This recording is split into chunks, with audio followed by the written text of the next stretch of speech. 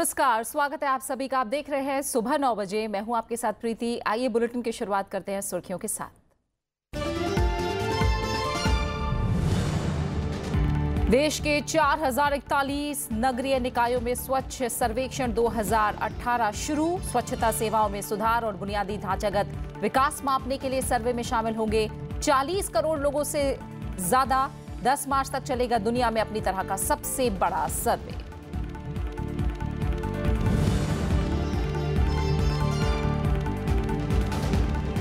किसानों और कामगारों की जीविका के लिए केंद्र सरकार की बड़ी पहल। अनाज की 90% और चीनी उत्पादों की 20% पैकेजिंग के लिए जूट जरूरी। हिमाचल के बिलासपुर में एम्स और श्रीनगर लेह मार्ग पर जोजिला सुरंग के निर्माण को मंजूरी।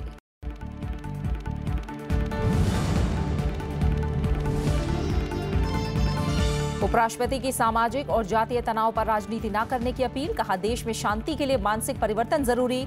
मुंबई और पुणे समेत महाराष्ट्र में स्थिति सामान्य।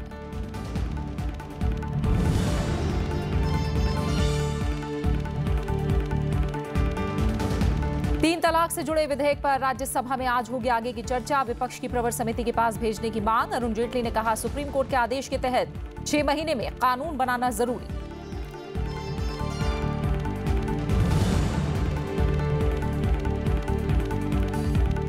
शीतलहर की चपेट में उत्तर भारत के ज्यादातर इलाके। दिल्ली में पारा 60 डिग्री के आसपास। कोहरे के चलते सड़क, रेल और वायु यातायात बाधित। 20 उड़ानें और 70 ट्रेनों की आवाजाही पर असर।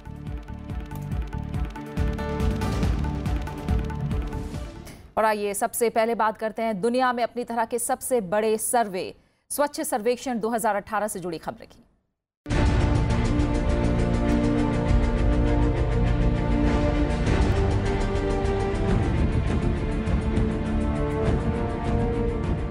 केंद्रीय शहरी और आवास कार्य मंत्रालय का आज से देश में तीसरा स्वच्छता सर्वेक्षण शुरू हो गया है। यह सर्वेक्षण 10 मार्च तक चलेगा। इस दौरान देश के 4000 से ज्यादा शहरों और कस्बों में स्वच्छता का आकलन किया जाएगा, जिन्हें साफ सफाई, पेयजल और शौचालय समेत दूसरी सुविधाओं के आधार पर रैंकिंग दी जाएगी। इसके नतीजे अप्रैल में जारी किए जाएंगे। पिछले 2 बार के मुकाबले इस बार सर्वेक्षणों का दायरा बढ़ाया गया है। शहरों और कस्बों की तकरीबन 40 करोड़ की आबादी इस सर्वेक्षण के दायरे में है। ये दुनिया में अपनी तरह का सबसे बड़ा सर्वेक्षण है।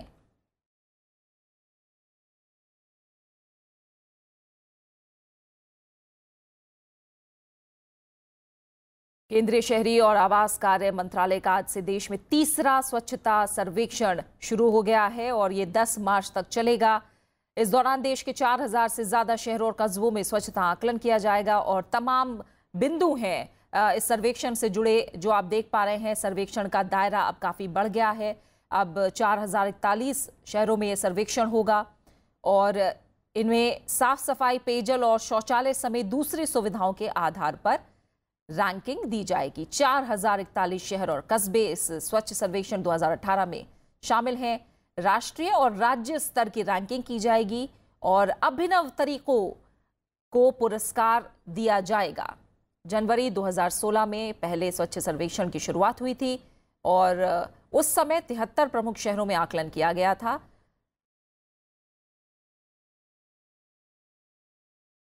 और जबकि 2017 में दूसरा स्वच्छ सर्वेक्षण हुआ, उस समय 434 शहरी निकाय इस सर्वेक्षण में शामिल थे। और अब 2018 का सर्वेक्षण जो कि व्यापक पैमाने पर किया जा रहा है, इसमें 4041 शहर और कस्बे शामिल हैं। साल 2018 के स्वच्छता सर्वेक्षण में बेहतर प्रदर्शन के लिए देश के अलग अलग राज्यों के शहरों में खास तैयारियां चल रही हैं। दिल्ली में भी उत्तरी दिल्ली नगर निगम ने अपनी रैंक सुधारने के लिए कमर कस ली है। निगम के अधिकार क्षेत्र में आने वाले सभी 104 वार्डों को खुले में शौच मुक्त घोषित किया जा चुका है। ये तस्वीर है उत्तरी दिल्ली नगर निगम इलाके की, जहां इस साल के स्वच्छता सर्वेक्षण में बेहतर प्रदर्शन के लिए सफाई अपने चरम पर है। निगम ने अपने अधिकार क्षेत्र में आने वाले सभी मेट्रो स्टेशन, पेट्रोल पंप और रेस्टोरेंट के शौचालयों को आम नागरिकों के लिए खोलने का निर्देश दिया है। जितने भी हमारे यहाँ पेट्रोल पंप हैं, होटल्स के अंदर लेडीज़ और चिल्ड्रन के लिए टॉयलेट फैसिलिटीज़ जो है वो फिर फ्री हैं टोटली। वो पेट्रोल पंप पे भी कोई आपको रिफ्यूज़ नहीं कर सकता, उनको डायरेक्शंस दी गई हैं को आप किसी को यूज़ करने के लिए मना नहीं करेंगे, ताकि ये चीज़ें ओपन में गंदगी ना हो, इस सफाई को बनाए रखने के लिए किया जा रहा है। खुले में शौच से मुक्ति के लिए उत्तरी दिल्ली नगर निगम ने रोको टोको सीटी बजाओ अभियान चलाया है। इसके अलावा निगम ने महिलाओं के लिए गुलाबी रंग के शौचालय बनवाए हैं। जहां पर रिक्वायरमेंट थी टॉयलेट्स की, वहां नए टॉयलेट्स भी बनवाएं और जो टॉयलेट्स ऑलरेडी एग्जिस्टिंग हैं उन टॉयलेट्स की साफ़ सफाई हो जाए, मेंटेनेंस हो जाए, उसका भी ध्यान रखा। एक तो हमने किया ओपन डेफिकेशन फ्री, दूसरा हम लोगों ने पिंक टॉयलेट्स बनवाए हैं वुमेंस के लिए, तो ताकि एक ये अवेयरनेस हो सके, लेडीज़ को पता लग सके कि कहाँ पर टॉयलेट्स है और टॉयलेट्स का यूज़ हो सके। दिल्ली में सफाई को लेकर नागरिकों की मिली जुली राय है। कुछ लोगों का मानना है कि सार्वजनिक स्थानों पर सफाई और शौचालय की सुविधा पहले से बेहतर हुई है। पब्लिक टॉयलेट्स की अगर बात करें तो सिर्फ मेल के लिए ही है, ज़्यादातर देखा जाए तो मेल्स के लिए, फीमेल्स के लिए मुश्किल से ही मिलता है अगर देखा जाए पब्लिक टॉयलेट्स। पहले से 2017 से तो थोड़ा बेहतर पाती हूँ, क्योंकि अब जगह जगह जैसे पेट्रोल पंप वगैरह, मेट्रो के वहाँ भी टॉयलेट्स, पब्लिक टॉयलेट्स अवेलेबल हैं और जगह जगह भी डस्टबिन वगैरह हैं कूड़ा डालने के लिए। बट पब्लिक को भी थोड़ा अवेयर होना पड़ेगा कि वो कूड़ा उस डस्टबिन में ही डालें। दिल्ली पुलिस और पेट्रोल पंप के कर्मचारी भी शहर को स्वच्छ रखने के लिए लोगों को जागरूक कर रहे हैं। पहले से तो बहुत अच्छी सफाई हो रखी है, लोग अपनी तरफ से ध्यान दे रहे हैं। जब से पीएम नरेंद्र मोदी साहब ने कहा कि भी सफाई का ध्यान रखो, तो सब विभाग अपनी तरफ से सब सहयोग कर रहे हैं। दिल्ली पुलिस विशेषकर पब्लिक को जागरूक कर रही है इसके प्रांत, और एमसीडी वगैरह भी बहुत अच्छी सहयोग कर रही है स्वच्छता के। जो सर्वे चल रहा है उसके तहत हमारे यहाँ दोनों टॉयलेट, लेडीज़ भी जेंट्स भी और यूरिनल अलग बना हुआ है। सफाई के मद्देनज़र हर आदमी, चाहे वो हमारा कस्टमर है या नहीं है, जो भी है, महिला पुरुष, नगर निगम के निर्देश अनुसार यहाँ पर कोई भी व्यक्ति आकर खुले में शौच न करके पेट्रोल पंप पर यह सुविधा उपलब्ध है। स्वच्छता सर्वेक्षण में इस बार 4041 शहर निकायों को शामिल किया जाएगा, जबकि 2016 में मात्र 100 और 2017 के सर्वेक्षण में 500 शहरों को शामिल किया गया था। केंद्रीय शहरी विकास मंत्री नरेंद्र तोमर ने भी लोगों से अपील की है कि सफाई सरकार का विषय नहीं बल्कि समाज और संस्कार का विषय है और इसके लिए हर व्यक्ति को स्वच्छता आंदोलन से जुड़ना होगा। मोहम्मद फातिह टीपू के साथ ब्यूरो रिपोर्ट, राज्यसभा टीवी।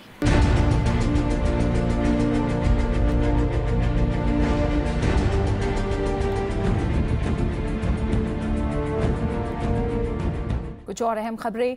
किसानों और कामगारों की जीविका के लिए केंद्र सरकार की बड़ी पहल सामने आई है। केंद्र सरकार ने चीनी और खाद्यान्न उत्पादों की जूट के बोरों में पैकिंग को अनिवार्य कर दिया है। प्रधानमंत्री नरेंद्र मोदी की अध्यक्षता में कल हुई कैबिनेट की बैठक में ये फैसला लिया गया।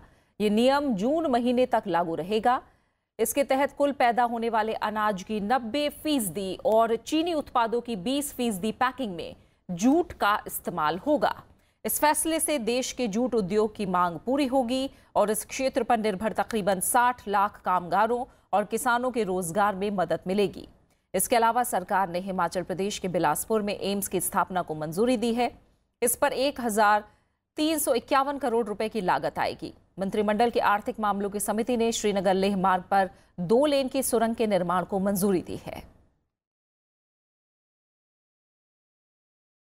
सरकार ने भारत और म्यांमार के बीच होने वाले एक समझौते को भी मंजूरी दी है, जिसके तहत दोनों देशों के सीमावर्ती इलाकों में रह रहे लोगों को मुक्त आवाजाही और सामंजस्य बढ़ाने में सहूलियत होगी। देश में सार्वजनिक परिवहन को बेहतर बनाने के लिए भारत और लंदन के परिवहन प्राधिकरण के बीच समझौते पर हस्ताक्षर को भी मंजूरी दी है। इस एमओयू से देश में ज्यादा क्षमता वाली बसों के उपयोग को बढ़ावा देने में मदद मिलेगी। इसके अलावा नवीकरणीय ऊर्जा, तेल और गैस क्षेत्र में सहयोग समेत अन्य अहम फैसलों को भी मंजूरी दी गई। साथ ही प्रमुख बंदरगाहों में पीपीपी परियोजनाओं से जुड़े नियमों में संशोधन को भी मंजूरी दे दी गई है। उपराष्ट्रपति एम वेंकैया नायडू ने सामाजिक तनाव का शांतिपूर्ण हल ढूंढने पर जोर दिया है। उपराष्ट्रपति ने सामाजिक न्याय और अधिकारिता राज्य मंत्री रामदास अठावले पर कल एक किताब के विमोचन पर यह बात कही।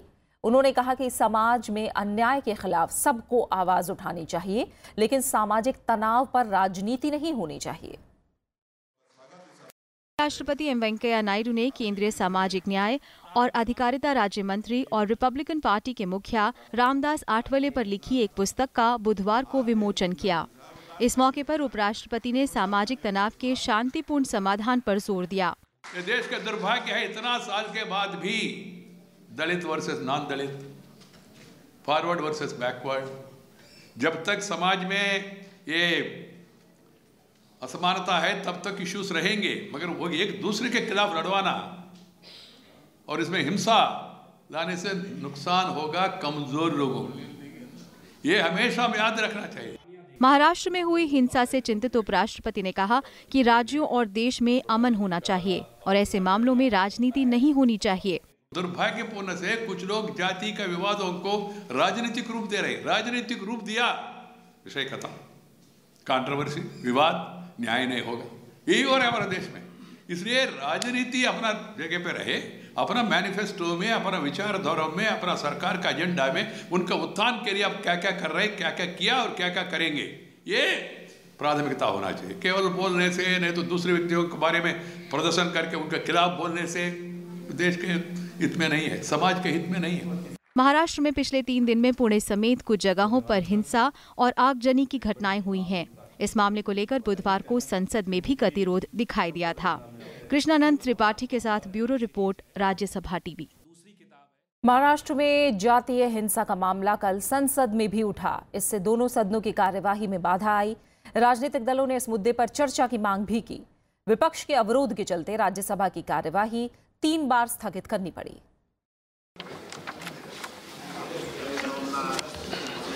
महाराष्ट्र में जातीय हिंसा का मामला बुधवार को राज्यसभा में भी उठा। कांग्रेस समेत कई विपक्षी दलों ने ये मुद्दा उठाया। इस वजह से शून्यकाल और प्रश्नकाल की कार्यवाही में अवरोध पड़ा और कार्यवाही दोपहर 2 बजे तक स्थगित करनी पड़ी। भोजन अवकाश के बाद भी कार्यवाही शुरू होने पर भी विपक्ष इस मुद्दे को उठाता रहा और कार्यवाही 3 बजे तक स्थगित करनी पड़ी। इस मसले पर सदन के बाहर भी कांग्रेस और बीजेपी में बयानबाजी जारी रही। जिस राज्य में भाजपा की सरकार है, निरंतर दलितों का शोषण हो रहा है, उनको मारा जा रहा है, पीटा जा रहा है। जो लोग लंबे समय तक घड़ियाली आंसू दलितों की हितों के लिए बहाए हैं, उनके जीवन मान को, उनकी रोजगार को, इनके स्वाभिमान को ठीक करने के लिए कोरा काम किया है, कागजी काम किया है। अभी ठोस काम हो रहा है। बाकी हम अपेक्षा रखेंगे समाज में सौहार्द रहे। लोकसभा में भी शून्यकाल में ये मुद्दा उठा। कांग्रेस ने सुप्रीम कोर्ट के जज से जांच और प्रधानमंत्री से बयान की मांग की। संसदीय कार्य मंत्री ने उनकी इस मांग को खारिज कर दिया।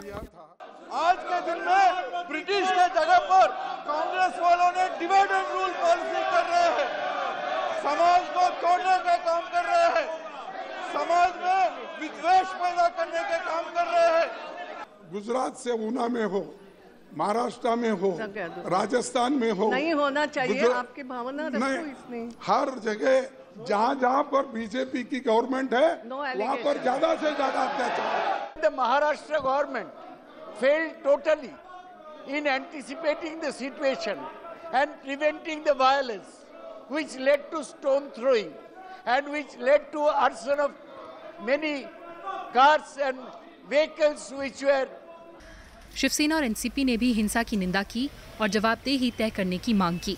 कोई ना कोई है उसके पीछे जो राजनीतिक लाभ लेना चाहता है इस प्रकार के दंगे भड़काकर। ये कौन है, क्या साजिश है, उसका पर्दाफाश हम जल्दी करने वाले हैं। कि लॉ एंड ऑर्डर मेंटेन करना, जब मालूम है कि लाखों वहाँ पर लोग भीमा कोरेगांव में जमा होने वाले हैं और कोई भी अप्रिय घटना न हो, इसके बारे में जिम्मेदारी राज्य सरकार की ही होती है और उसकी विफलता है। महाराष्ट्र सरकार हिंसा के लिए बाहरी तत्वों को जिम्मेदार ठहरा रही है, जबकि विपक्ष महाराष्ट्र सरकार पर लापरवाही के आरोप लगा रहा है। रविंद्र सिंह शोहरान के साथ कृति मिश्रा, राज्यसभा टीवी। भाजपा बहुजन महासंघ के नेता प्रकाश अंबेडकर ने महाराष्ट्र बंद वापस ले लिया है। उन्होंने मुंबई में कहा कि बंद का आयोजन दलितों की अनदेखी की ओर से राज्य सरकार का ध्यान दिलाने के लिए किया गया था। बंद वापसी के साथ ही रेल और सड़क यातायात सामान्य हो गया है। हालांकि प्रदर्शनकारियों ने कई सार्वजनिक बसों को नुकसान पहुंचाया।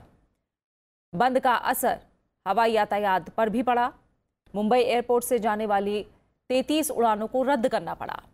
मुंबई पुलिस ने मंगलवार को हुई हिंसा के मामले में कल 9 मामले दर्ज किए। इस बीच मुख्यमंत्री देवेंद्र फडणवीस ने कहा कि सरकार सभी हिंसक वारदातों की सीसीटीवी फुटेज की जांच कर रही है और जल्द ही दोषियों को गिरफ्तार कर लिया जाएगा। माननीय उच्च न्यायालयाकडे आम्ही अप्रोच होतोय, त्यांच्याकडून नाव घेऊन या ठिकाणी चौकशी समिती ही तयार केली जाईल, ज्याच्यामध्ये सिटिंग जज हे चौकशीत असावे अशा प्रकारचा आमचा प्रयत्न, पूर्ण घटनाक्रम किंवा त्याचे फुटेजेस हे पाहणं चाललेलं आहे। त्या फुटेजेसमध्ये किंवा तिथल्या घटनाक्रमात जे कोणी दोषी असतील त्या सगळ्यांवर कारवाई ही निश्चितपणे केली जाणार। That is being developed in this country of distrust between one community and another. We would like the trust to become the main issue, and therefore we say that whoever is affected, he is welcome. But the only thing is that he should not be from the Dalit community. Rajya Sabha में आज 3 तलाक से जुड़ा विधेयक पर आगे की चर्चा होगी। केंद्रीय कानून मंत्री रविशंकर प्रसाद ने कल सदन में मुस्लिम महिला विवाह अधिकार संरक्षण विधेयक विचार के लिए रखा। विपक्ष ने बिल को प्रवर समिति के पास भेजने की मांग की। नेता सदन और वित्त मंत्री अरुण जेटली ने कहा कि सुप्रीम कोर्ट के आदेश के तहत इस मसले पर 6 महीने के भीतर कानून बनाना अनिवार्य है। ये मियाद 22 फरवरी को पूरी हो रही है। लोकसभा से बिल को पहले ही मंजूरी मिल चुकी है। राज्यसभा में बुधवार को 3 तलाक से जुड़ा विधेयक लाया गया। कानून मंत्री रविशंकर प्रसाद ने मुस्लिम महिला विवाह अधिकार संरक्षण विधेयक 2017 को सदन में विचार के लिए रखा।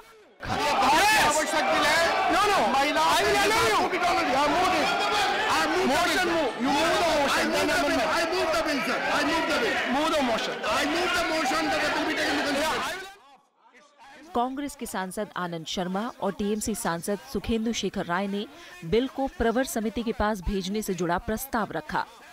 वित्त मंत्री अरुण जेटली ने विपक्ष की बिल को प्रवर समिति के पास भेजने की प्रक्रिया पर ऐतराज जताया। That this House, being strongly committed to women empowerment and women's rights, refers the Muslim Women Protection and Rights on Marriage Bill 2017 as passed by the Lok Sabha to a select committee of the Rajya Sabha. The motion has to be given at least 24 hours in advance. The motion has to have a consent of all the members who have agreed to be on the committee. And the procedure with regard to committees in the House is that there is always a proportionate representation in accordance with the strength of all political parties. Suddenly you pick up, what is the kind of parliamentary practice that you are creating?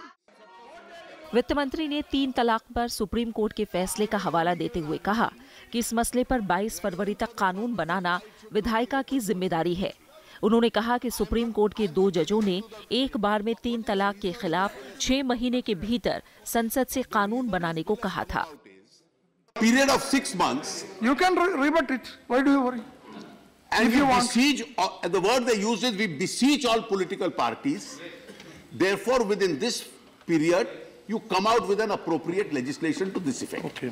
Therefore, there is an urgency that the country expects from Parliament, and that urgency is that this practice is unlawful.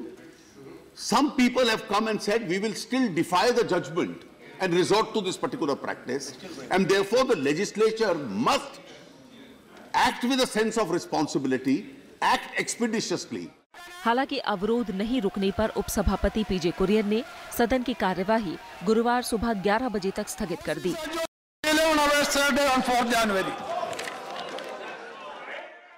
इस विधेयक को लोकसभा से 28 दिसंबर को मंजूरी मिली थी। विधेयक में एक बार में 3 तलाक को अपराध बनाने का प्रावधान है। इसके लिए 3 साल की सजा और जुर्माने का भी प्रावधान है। सुप्रीम कोर्ट ने अगस्त 2017 में एक बार में 3 तलाक को असंवैधानिक करार दिया था। नवविक्रम सिंह के साथ ब्यूरो रिपोर्ट, राज्यसभा टीवी। कानून मंत्री रविशंकर प्रसाद ने कहा है कि कांग्रेस 3 तलाक विधेयक को रोकना चाहती है। रविशंकर प्रसाद से कल खास बात की हमारे संवाददाता नवविक्रम सिंह ने। रविशंकर प्रसाद जी, एक अहम विधेयक 3 तलाक को लेकर आज राज्यसभा में पास नहीं हो पाया। आपकी पूरी कोशिश थी, किस तरीके से देखते हैं, क्या वजह रही, विपक्ष का रुख कैसे देखते हैं? देखिए, मोटी बात क्या है कि कांग्रेस पार्टी ने इसका लोकसभा में समर्थन किया था। जी। हमारा वहाँ बहुमत था। अच्छा लगा हमें। जब बिल पारित के बाद सबों ने ताली बजाया, हमने बजाया, उन्होंने भी बजाया, तो राज्यसभा में क्या हो गया? बिल तो वही था। उधर लोकसभा थी, राज्यसभा थी, तो यहाँ आपका चेहरा दूसरा कैसे हो गया? ये बड़े सवाल हैं। तो कांग्रेस पार्टी नहीं चाहती दिल से कि महिलाओं के हक की लड़ाई में उनको जल्दी न्याय मिले। आज भी 3 तलाक हो रहा है, 100 तो हुआ है सुप्रीम कोर्ट के 22 अगस्त फैसले के बाद जो जानकारी में आया है। राज्यसभा में आपका नंबर उस तरीके से नहीं है कि पास कराया जा सके।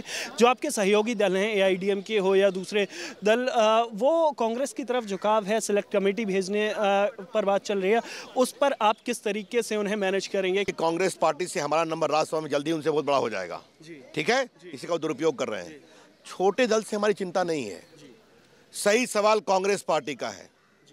दोहरा चरित्र, दोहरा चेहरा, दोहरे मानदंड, लोकसभा में एक बात, राज्यसभा में दूसरी बात। सिर्फ 3.5 क्लॉज का बिल है ना, उनके तो बड़े बड़े विद्वान वकील राज्यसभा में बैठे हुए हैं, तो बहस में अपनी बात कह देते। उनका सही सलाह मैं सुनने को तैयार था, लेकिन उनका इरादा सेलेक्ट कमेटी का कम है, बिल को रोकने और लेट करने का कम है, ताकि खवातीनों के साथ बेइंसाफी होती रहे। हमारी पूरी कोशिश होगी कि महिलाओं के हक के लिए हम लड़ें। कांग्रेस पार्टी से उम्मीद करेंगे कि वोट बैंक की पॉलिटिक्स में इतनी बार हार चुके हैं और कितना हारेंगे, कभी तो थोड़ा अंदर से सोचें।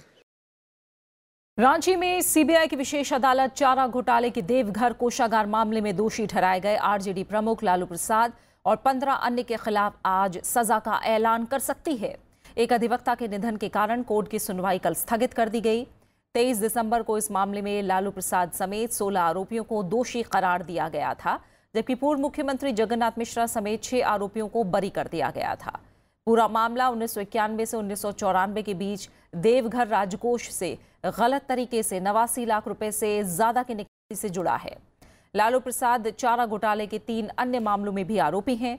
2013 में सीबीआई की विशेष अदालत ने ही चाईबासा कोषागार से 37 करोड़ से ज्यादा की अवैध निकासी से जुड़े चारा घोटाले के एक मामले में 5 साल की सजा सुनाई थी।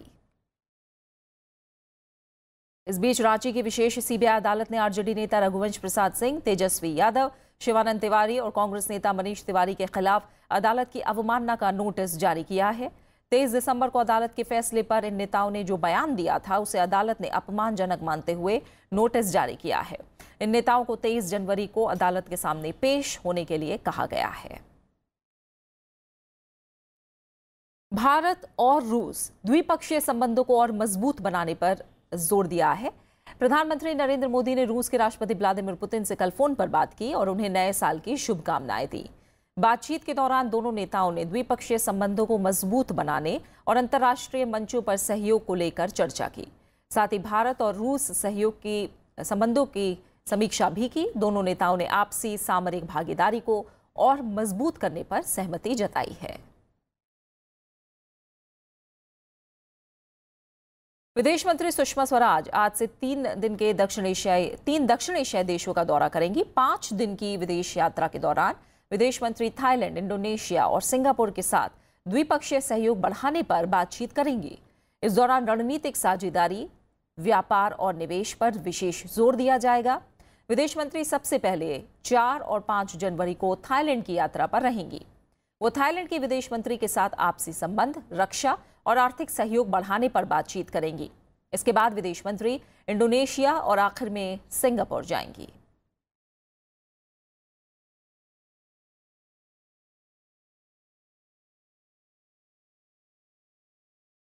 जम्मू कश्मीर के सांबा सेक्टर में पाकिस्तान रेंजर्स के जवानों ने कल गोलीबारी की।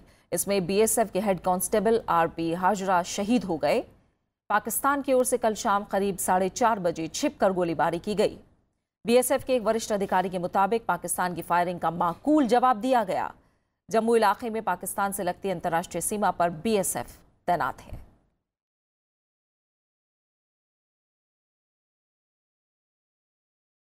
और बात मौसम की। उत्तर भारत के कई इलाके कड़ाके की ठंड और घने कोहरे की चपेट में हैं।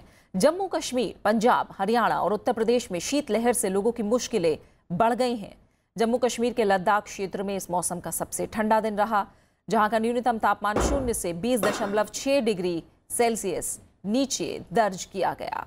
राजधानी दिल्ली में न्यूनतम तापमान 7.4 डिग्री सेल्सियस दर्ज किया गया। वहीं उत्तर भारत समेत राजधानी क्षेत्र में आज घना कोहरा छाया हुआ है। दृश्यता में कमी के चलते सड़कों पर वाहन रेंगते नजर आए। वहीं हवाई और रेल यातायात पर भी इसका असर पड़ा है। धुंध के चलते 12 ट्रेनें रद्द कर दी गई हैं और 49 ट्रेनें देर से चल रही हैं। 13 ट्रेनों का समय बदला गया है। दिल्ली आने वाली 20 उड़ानों पर कोहरे का असर पड़ा है और 2 घरेलू उड़ानें रद्द हो गई हैं। खेल की दुनिया से जुड़ी अहम खबर, Tata open Maharashtra tennis tournament में भारत के रामकुमार रामनाथन और यूकी भांबरी को हार का सामना करना पड़ा है। यूकी भांबरी दूसरे दौर में बुधवार को फ्रांस के पियरे ह्यूग्स हर्बर्ट से 3 सेटों के कड़े मुकाबले में हार गए। हर्बर्ट ने उन्हें 6-4, 3-6, 4-6 से मात दी। दूसरी तरफ रामकुमार को मारिन सिलिच से 4-6, 3-6 से हार का सामना करना पड़ा। और अब आखिर में हेडलाइंस। देश के 4041 नगरीय निकायों में स्वच्छ सर्वेक्षण 2018 शुरू। स्वच्छता सेवाओं में सुधार और बुनियादी ढांचागत विकास मापने के लिए सर्वे में शामिल होंगे 40 करोड़ से ज्यादा लोग। 10 मार्च तक चलेगा दुनिया में अपनी तरह का सबसे बड़ा सर्वे। किसानों और कामगारों की जीविका के लिए केंद्र सरकार की बड़ी पहल। अनाज की 90% और चीनी उत्पादों की 20% पैकेजिंग के लिए जूट जरूरी। हिमाचल के बिलासपुर में एम्स और श्रीनगर लेह मार्ग पर जोजिला सुरंग के निर्माण को मंजूरी।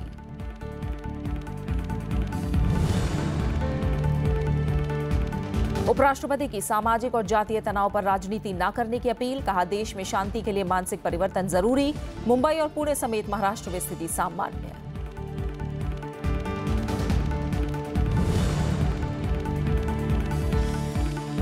3 तलाक से जुड़े विधेयक पर राज्यसभा में आज होगी आगे की चर्चा। विपक्षी प्रवर समिति के पास भेजने की मांग। अरुण जेटली ने कहा, सुप्रीम कोर्ट के आदेश के तहत 6 महीने में कानून बनाना जरूरी।